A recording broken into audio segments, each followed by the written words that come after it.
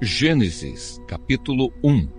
A criação do universo e da raça humana. No começo, Deus criou os céus e a terra. A terra era um vazio, sem nenhum ser vivente, e estava coberta por um mar profundo. A escuridão cobria o mar e o Espírito de Deus se movia por cima da água. Então Deus disse: "Que haja luz." E a luz começou a existir. Deus viu que a luz era boa e a separou da escuridão. Deus pôs na luz o nome de dia, e na escuridão pôs o nome de noite. A noite passou e veio a manhã. Esse foi o primeiro dia. Então Deus disse: "Que haja no meio da água uma divisão para separá-la em duas partes." E assim aconteceu. Deus fez uma divisão que separou a água em duas partes. Uma parte ficou do lado de baixo da divisão e a outra parte ficou do lado de cima. Nessa divisão, Deus pôs o nome de céu. A noite passou e veio a manhã. Esse foi o segundo dia. Aí Deus disse: "Que a água que está debaixo do céu se ajunte num só lugar, a fim de que apareça a terra seca." E assim aconteceu. Deus pôs na parte seca o nome de terra, e nas águas que se haviam ajuntado, ele pôs o nome de mares. E Deus viu que o que havia feito era bom. Em seguida ele disse: "Que a terra produza todo tipo de vegetais, isto é, plantas que deem sementes e árvores que deem frutas." E assim aconteceu. A terra produziu todo tipo de vegetais, plantas que dão sementes e árvores que dão frutas. E Deus viu que o que havia feito era bom. A noite passou e veio a manhã. Esse foi o terceiro dia. Então Deus disse: "Que haja luzes no céu para separarem o dia da noite e para marcarem os dias, os anos e as estações. Essas luzes brilharão no céu para iluminar a terra." E assim aconteceu. Deus fez as duas grandes luzes, a maior para governar o dia e a menor para governar a noite. E fez também as estrelas.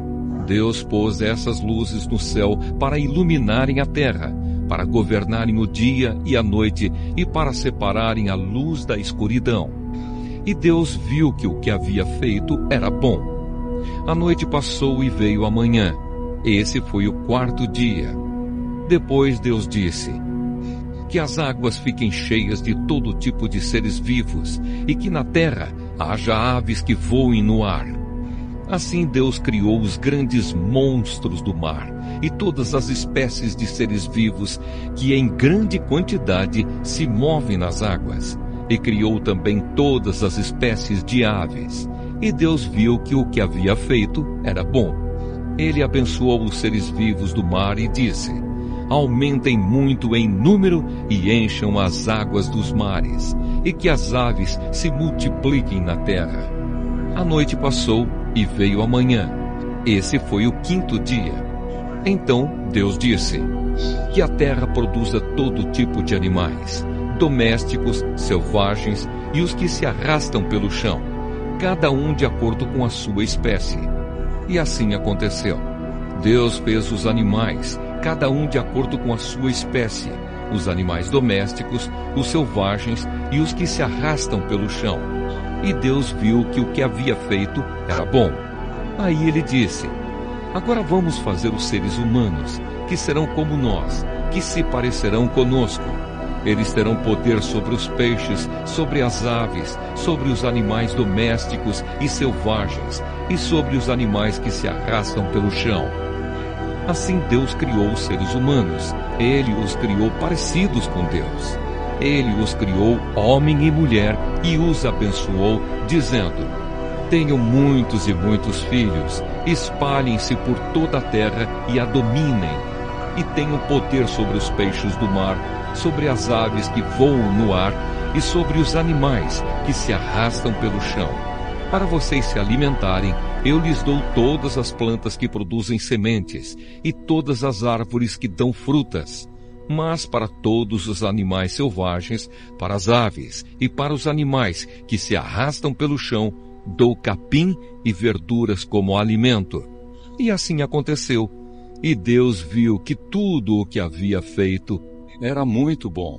A noite passou e veio a manhã. Esse foi o sexto dia. Gênesis, capítulo 2. Assim terminou a criação do céu e da terra e de tudo o que há neles. No sétimo dia, Deus acabou de fazer todas as coisas e descansou de todo o trabalho que havia feito. Então abençoou o sétimo dia e o separou como um dia sagrado, pois nesse dia ele acabou de fazer todas as coisas e descansou. E foi assim que o céu e a terra foram criados. O jardim do Éden. Quando o Senhor Deus fez o céu e a terra, não haviam brotado nem capim, nem plantas, pois o Senhor ainda não tinha mandado chuvas, e não havia ninguém para cultivar a terra. Mas da terra saiu uma corrente de água que regava o chão. Então do pó da terra o Senhor formou o ser humano. O Senhor soprou no nariz dele uma respiração de vida, e assim ele se tornou um ser vivo. Depois o Senhor Deus plantou um jardim na região do Éden, no leste, e ali pôs o ser humano que ele havia formado. O Senhor fez com que ali crescessem árvores lindas de todos os tipos, que davam frutas boas de se comer. No meio do jardim ficava a árvore que dá vida e também a árvore que dá o conhecimento do bem e do mal. No Éden nascia um rio que regava o jardim e que, saindo dali, se dividia, formando 4 rios. O primeiro é o Pison, que rodeia a região de Havilá, onde há ouro.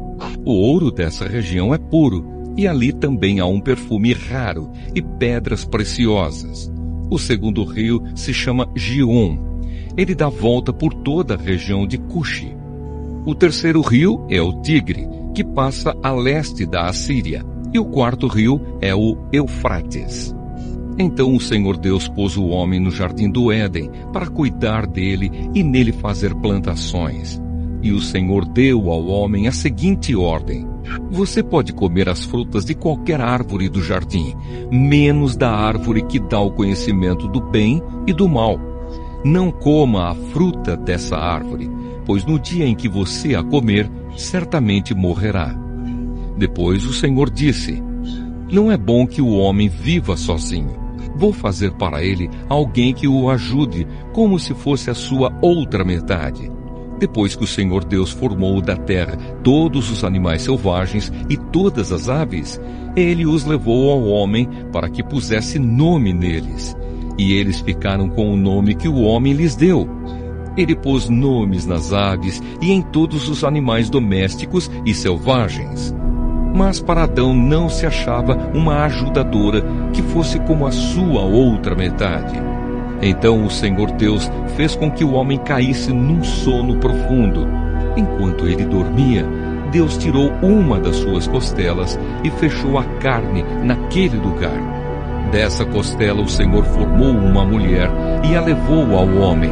Então o homem disse: agora sim, esta é carne da minha carne e osso dos meus ossos. Ela será chamada de mulher, porque Deus a tirou do homem.